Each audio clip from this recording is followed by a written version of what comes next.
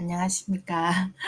너무나 수업 잘 듣고 계세요? 이제 2 주차가 됐네요. 오늘은 이제 우리가 저번 시간에 아동문학 교육의 이론적 기초, 개념 부분을 살펴봤는데 오늘은 아동문학의 특성에 대해서 살펴보겠습니다. 특성에 대해서 살펴보기 전에 개괄적으로 우리가 어 했던 내용들을 한번 살펴보고 좀 더 심도 있게 살펴보겠습니다. 자, 우리 복습 잠깐 하고요. 넘어가겠습니다. 우리 관련 자료를 띄우겠습니다.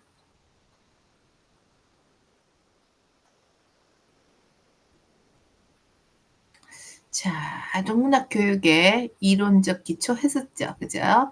개념이 뭐냐? 아동문학의 개념은 자, 그림책은 글과 텍스트, 사파와의 상호작용을 통해서 만들어진 거다. 그 다음에 아동문학 그 개념은 이제 어떤 인간의 아동문학이 꼭 유아에만 한정된 게 아니라 어른들도 읽힐 수가 있다. 근데 인간의 원초적인 마음 상태라고 그랬죠. 마음 상태를 일컫는 명칭이다. 그래서 우리가 아동문학의 개념에서 중요한 거는 아동을 위한 적극적인 의도가 있어야 되고 그리고 교육적이어야 된다. 그런 내용을 얘기를 했습니다. 그 다음에 이제 또 예술적이고 아동의 성장 발달에 유익해야 된다. 그래서 아동문학의 장르에는 그림책, 전통문학, 그 다음에 생활동화, 역사동화, 정보동화, 동시가 있다는 얘기를 했었고요.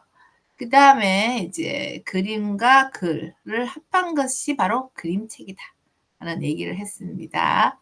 그래서 아동문학은 제가 또 얘기할 때 좋은 그림책은 작품을 가지고 있는 개성이 있어야 된다. 그리고 성실성이 있어야 되고 정당성, 그죠? 논리적 근거 하에서 서술이 돼야 되는 게 필요하고 간결하고 여백의 효과가 있어야 된다 하는 얘기를 하고 있고요. 그림책을 삽하는 흑백 컬러 중 어떤 것이 더 교육적인가 얘기했었죠? 답은 뭐였어요? 정답 얘기하셨어요? 제가 가제로 냈었는데 정답은 뭐였죠? 정답은 자 우리가 중요한 거는 그림책에 삽하는 흑백 원색이 중요한 게 아니라 그림책의 내용을 잘 표현하는 것이 더 중요하다. 밤이나 새벽은 흑백으로 하고 원색은 이제 일상생활 뭐 낮을 나타낼 때 원색으로 한다. 그래서 이제 흑백 컬러가 중요한 것이 아니라 그림책의 내용을 잘 담고 있는 색깔 표현이 중요하다 하는 걸 제가 말씀을 드렸어요. 그래서 아동문학의 특성에는 교육적, 문학적, 그다음 뭐가 있죠? 그다음에 교육적, 문학적, 예술적, 발달 심리학적 특성이 있다 얘기를 했습니다. 그래서 교육적인 것도 보면요.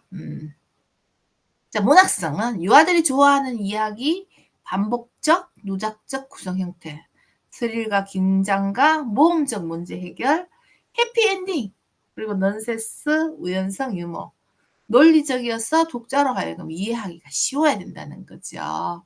이해하기 쉬운 내용이 돼야 된다. 그래서 아무리 좋은 거라도 뭐 넌센스가 있고 유머 감각이 있더라도 독자가 이해하기 쉽게 기성정결, 논리적 전개가 되어야 된다는 거죠. 그 다음에 문학의 구성 요소에서 주제를 첫 번째 주제 우리가 그림책을 보면 이제 성인의 설교 같은 거라든지 또 이야기 구성 인물가 너무 과장된 거 이건 좋지가 않다 그랬죠. 도덕적 메시지를 전달할 때도 재밌고 예리하게 해야 된다고 저번에 말씀을 드렸습니다. 그리고 이제 주제와 소재까지 얘기를 했었죠. 가족 이야기, 뭐 그다음에 유아에 익숙한 일상적 경험, 자연적 세계, 성장, 특별한 시간, 심미적 세계, 다문화, 정보, 전래동화, 패러디 이런 그림책들이 있다는 거를 소개를 했었고요. 패러디는 또 굉장히 나중에 많이 공부를 할 예정입니다. 그리고 등장인물은 지혜롭고 용감하고 도덕적이고 잘생긴 주인공이고 판에 박힌 특성보다는 개성과 독창성을 지닌 주인공이다. 그래서 제가 말갈량이 삐삐 얘기하면서 세대가 조금 오래된 세대다 하고 말씀을 드렸습니다. 기억하시죠? 그다음에 등장인물 및 반응에 대한 선행 연구도 우리가 공부를 했었죠. 그래서 김신혜 연구자가 봤을 때 동물의 주인공이 33.08%고 동물을 의인화한 게 90.8이다. 강은진 연구자가 한 거는 문학적 요소에서 인물에 가장 관심이 많고 한해 나는 유아들이 그림책을 읽고 등장인물을 가장 동일시하는 그림책은 존 버니엠의 슬리야 목욕은 이제 그만 야 우리 기차에서 내려라 하고 제가 설명을 했습니다. 기억하시죠? 자 이제는 이제 등장인물에 대해서 오늘 공부를 할 건데요. 그림책에서는 왜 동물을 의인화해서 주인공을 할까? 왜 그럴까요? 왜 꼭 굳이 동물을 의인화해서 주인공으로 할까요? 자, 그림책에서는 왜 동물을 의인화해서 주인공으로 하냐고 하면은 첫째, 유아가 동물을 좋아하니까, 그죠? 동물을 너무 좋아하잖아, 애들이. 그 두 번째는 더 큰 의미가 있어요. 사회적 이슈. 니콜라 제브와 스코트는 의인화된 동물이 창작의 편의성을 갖고 있다. 그래서 인간 대신 동물을 등장시킬 때 성이라든지 연령, 사회적 지위 등을 그릴 필요가 없다는 거죠. 동물을 등장시키면 성, 연령, 사회적 지위 등을 그릴 필요가 없고 의인화된 그림책이 인종의 이슈를 쉽게 피해갈 수가 있다는 거죠. 그죠? 그래서 그림책에 의인화한 동물들이 인종의 이슈를 쉽게 피해갈 수가 있다. 예를 들면 나쁜 사람을 그린다. 자, 우리 그림책에 나쁜 사람도 있고 착한 사람도 있고 뭐 많이 나오잖아요. 그러면 만약에 동물을 의인화하지 않고 사람으로 등장인물을 시킨다면 나쁜 사람은 백인적으로 할 것인지 항인종으로 할 것인지 흑인적으로 누구를 할 것인가 굉장히 고민스럽죠. 그래서 의인화된 동물들은 그 종에 연관된 이미지를 불러일으키며 성격 묘사가 수월하다는 거죠. 그래서 동물 하면 우리가 이제 동물의 특징을 봤을 때 딱 이렇게 정형화된 그런 게 있다는 거죠. 자, 우리 여우 하면 여우를 딱 생각하면 뭐라고 해요? 아우, 여우 같아. 우리 사람을 봤을 때도 그런 말 하잖아요. 아우, 여우 같은 사람이야. 교활하고 좀 그런 사람을 여우 같다고 하지 않나요? 그리고 부엉이 같아. 지혜로운 사람이다. 지금 말이 지금 하나 더 나왔네요. 그 당나귀는 좀 고집스럽다. 토끼는 보면 굉장히 연약하다. 따라서 인간을 등장인물로 하기보다는 동물을 등장인물로 할 때 훨씬 더 편하게 글을 쓸 수가 있다는 거죠. 그래서 여우는 굉장히 여우를 등장인물로 교활하게 하고 당나귀는 고집스러움, 토끼는 연약함. 그래서 영유아들에게 인종에 대한 편견을 가지지 않게 하기 위해서 동물을 의인화한다는 거죠. 그래서 제가 이거 출석 인정 과제물로 저 뒤에 퀴즈로 내놨어요. 이거 한번 맞춰보시면 될 것 같아요. 그다음에 문학적 특성의 배경. 이야기가 전개되는 시대와 장소를 알려주며 배경은 이야기가 전개되는 시대와 장소를 알려주며 등장인물들의 삶의 형식과 문화적인 면을 보여준다. 그래서 전래동화는 어딜까요? 시대, 장소가. 그래서 옛날이죠. 생활동화는 우리 생활 속에서 이루어지고, 역사동화는 역사 속에서. 한상동화는 어떻게 보면은 장소가 굉장히 다르죠. 그죠? 한상도 있죠. 그래서 그림책 터널은 사실주의고 초현실주의 배경을 가지고 있죠. 그림책 괴물들이 사는 나라, 글 없이 그림으로 그려진 빈 방그림, 오랜 시간이 지났음을 보여준다 하는 것들을 한번 터널과 괴물들이 사는 나라를 한번 보시면 좋을 것 같아요. 그래서 문학적 특성에서 구성, 플롯이 있는데 시간의 흐름에 단선적인 것은 시간의 흐름에 따라 순서대로 이야기가 전개됩니다. 그림책, 때로 알사탕, 심심해서 그래서 등을 볼 수가 있고요. 하나의 행위가 원인이 되어서 다음 행위가 생기는 결과로 이야기가 전개되는 형식은 연쇄적이다. 그래서 "우리 엄마 어디 있어요?" 뭐 "팥죽 할머니와 호랑이." 요런 그림책이 들리고, 누적적인 문장이나 사건이 반복되면서 시간의 흐름에 따라 새로운 요소가 첨가되는 형식이죠. 사과가 콩이라든지 금피하듯이 뱃놀이. 그다음에 순환적인 것은 이야기 속의 사건이 시작되어 진행되다가 다시 원점으로 돌아오는 형식을 이제 순환적이라는 거죠. 그래서 생지의 결혼, 우리 생지의 결혼 그림책 아시죠? 보면은 생지가 결혼을 하는데 처음에 이제 뭐 생지 말고 더 훌륭한 사람 학교에서 다양한 뭐 동물 뭐 이렇게 하지만 결국에는 생지랑 결혼을 하게 되는 그런 순환적인 요소가 담겨 있죠. 그래서 좋은 플롯이라는 것은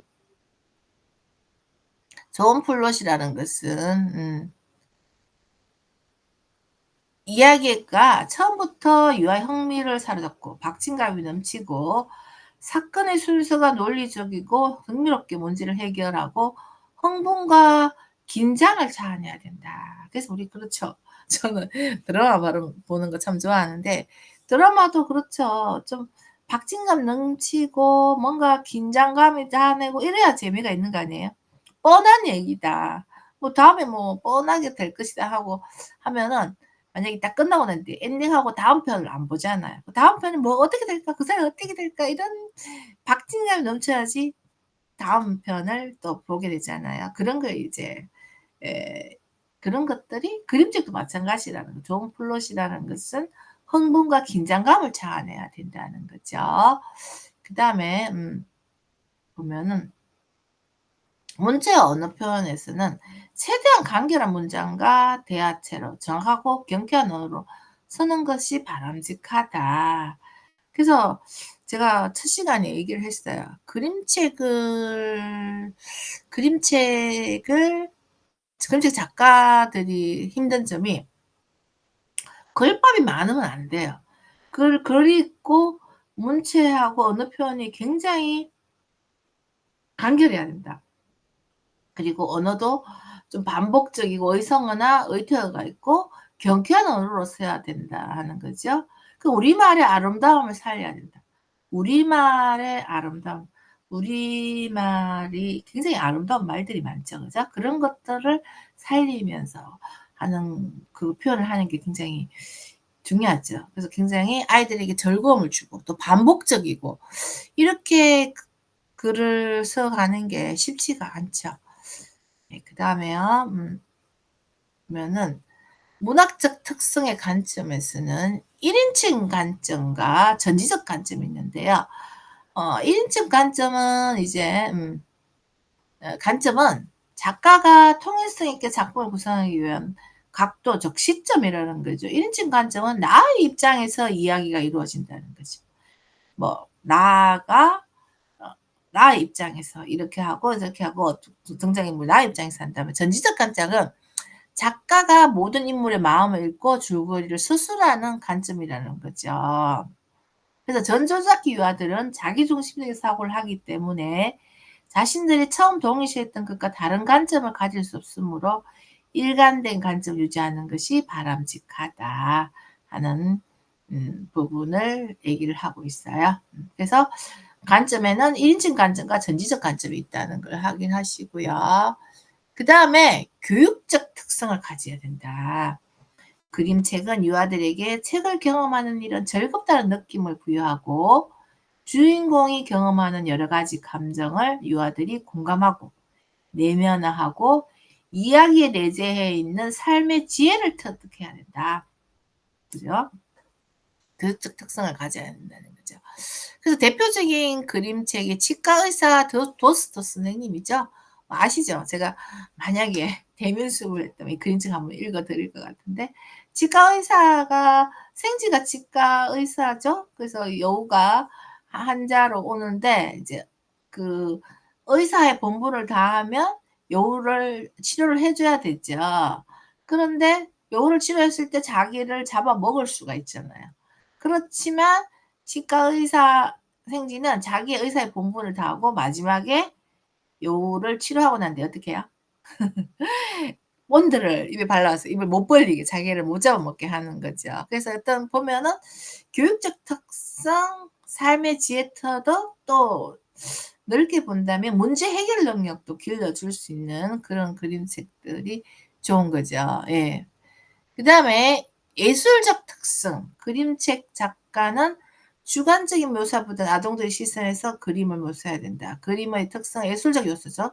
선이라든지 공간, 형태, 색상, 구도와 조망을 어떻게 묘사하고 어떠한 예술적 매개체를 사용하여 어떠한 양식을 사용하냐에 따라 달라진다는 거죠. 그래서 예술적 요소에서 그래서 그림책을 볼 때 뭐 단순하게 볼 수 있게 선이라든지 공간, 형태, 구도 그리고 조망 이런 것들을 잘 한번 살펴보시면서 보는 게 필요하다는 거죠. 그림책의 예술적 특성을 갖고 있다는 거죠. 그래서 보면은 예술적 특징에서 문화적 문학적 특성과 미술적 특성이 조화를 이루어 유아들에게 이야기 내용을 흥미롭게 전달할 수 있는 그림책이 좋다. 또한 그림과 내용의 조화, 전체와 부분의 조화, 그림과 실제 일치성, 유아의 발달 특성, 장르의 특성, 표지 그림의 적절성, 풍속, 간섭, 시대, 고정관념, 계절감을 고려한 책이라면 좋고 교사한 유아들이 바라는 그림책은 무엇인가를 이해하려는 자세가 필요하다는 거죠. 그래서 표지 그림도 표지 그림 색깔 이런 것도 보는 게 필요하다는 거죠. 그리고 글자 배치. 글자는 어디에 놓고 그림은 어디에 놓고 다차원적 공간에서 유한 인물을 다각도의 관점에서 조명할 수 있고 공간적 구도에서 탐색을 한다. 배치가 굉장히 중요하다는 거죠. 그다음에 이제 훌륭한 미술 작품으로 유아들이 그림을 감상한 심미안을 기를 수 있는 그림책들이 많이 있어요. 그래서 아마 대면 수업이었으면 제가 좀 이거 많이 보여드릴 건데 그러지 못해서 굉장히 안타깝고요. 그 색깔로 봤을 때 까마귀 소년이라든지 잘 자요 달님, 새벽, 마녀윈이 바람 부는 날 뭐 이런 볼 수 있고 선으로서는 곡선과 원, 따뜻함, 아늑함, 안정감 그리고 지스는 흥분과 빠른 운동감, 수평선, 수직선은 높이와 거리 대표적인 그림책으로 태양으로 날아간 햇살, 금피 아저씨, 뱃놀이 뭐 이런 것들을 들 수가 있겠죠. 모양으로는 눈 오는 날, 떡잔치, 이야기. 질감으로는 뭐 연필, 수채 하나 콜라주 이런 형태로 하는 거. 배열로는 글과 그림을 배열해서 뭐 자라는 작은 집 이야기라든지 깊은 밤 부엌의 서 구도미 원근법에서 반복과 리듬 효과, 원근법, S자 구도 등을 들 수가 있습니다. 그래서 대면 수업 있으면 제가 이걸 다 보여드릴 텐데 보여주지 못해서 안타깝고요.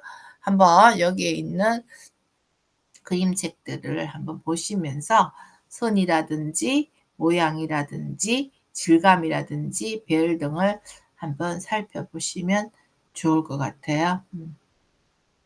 그다음에 일러스트레이션에서 이제 아이들은 환상적 표현을 선호하고 만화나 사실적 단순화된 표현을 선호한다는 거죠.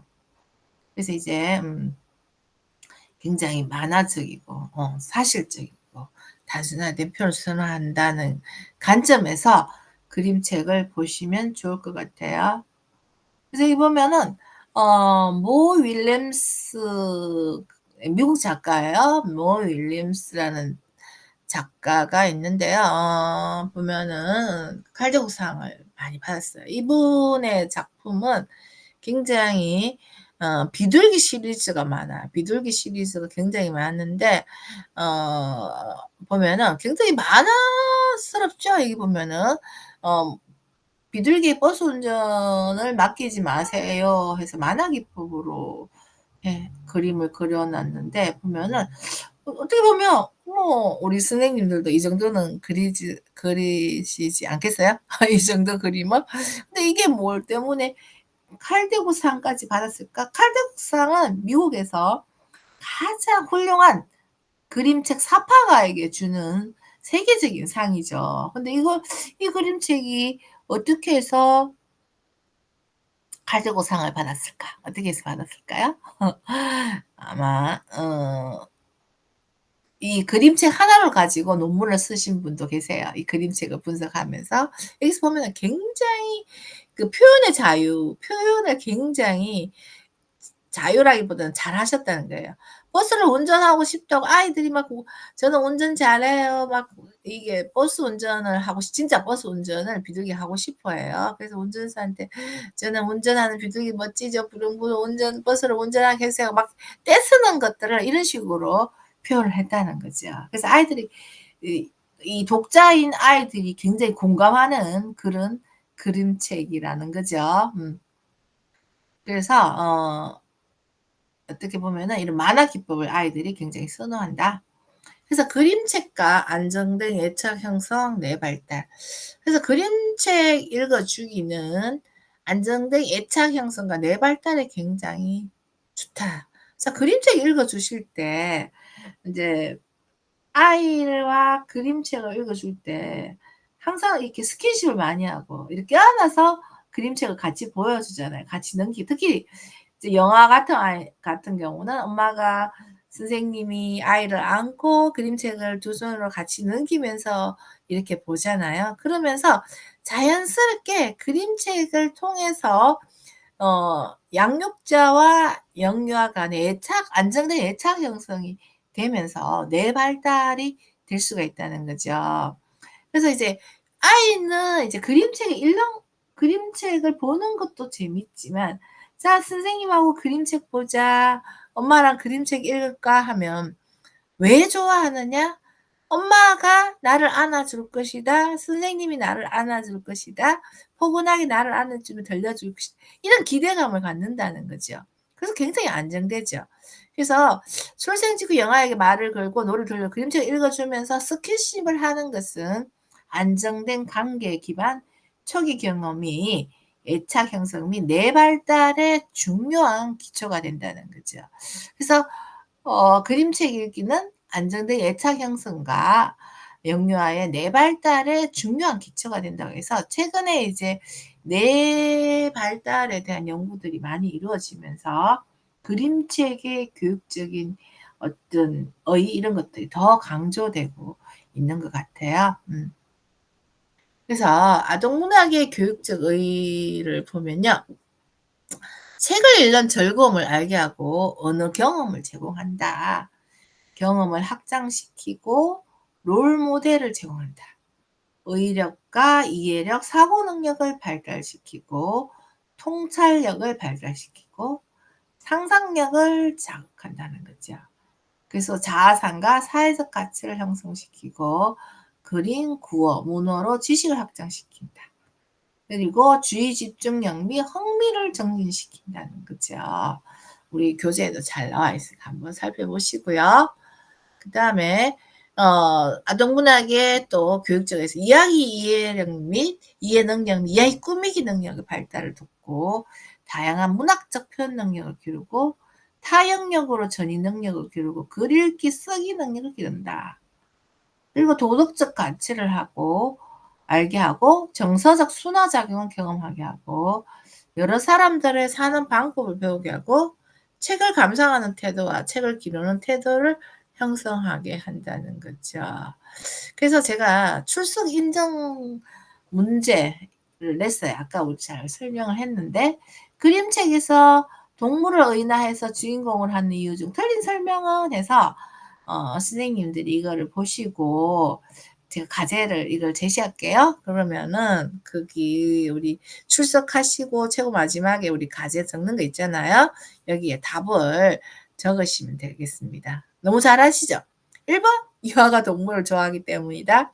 2번 의인화된 동물의 창작의 편의성이다. 3번 영유아들의 인종에 대한 편견을 가지 않게 하기 위해서다. 4번 유아들에게 동물의 친밀을 높이기 위해서다. 답은 뭘까요? 아시죠? 제가 말씀 안 해도 잘 아실 것 같아요.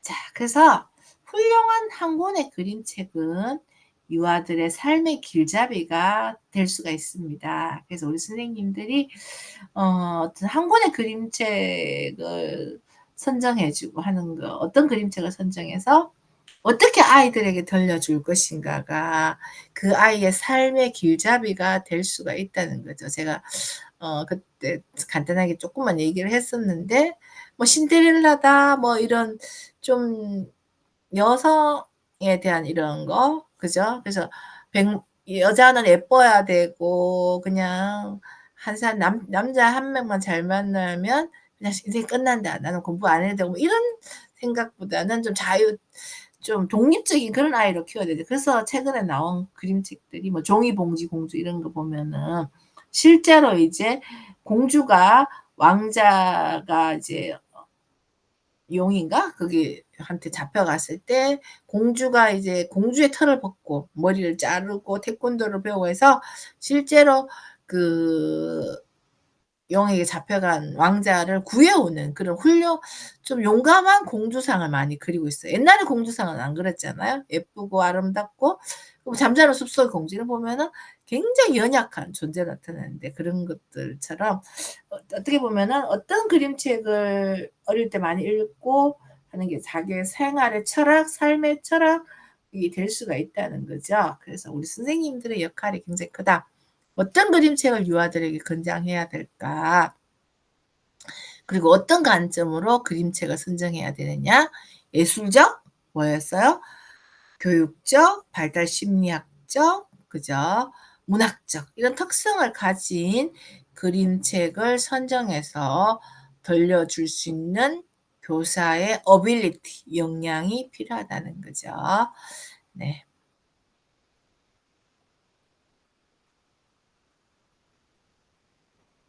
자, 오늘은 여기까지만 수업을 진행을 하고 마치겠습니다. 그래서 과제는 제가 거기 올려놓을 테니까 과제 답하시고 하시면 되겠습니다. 자, 수고하셨습니다. 감사합니다.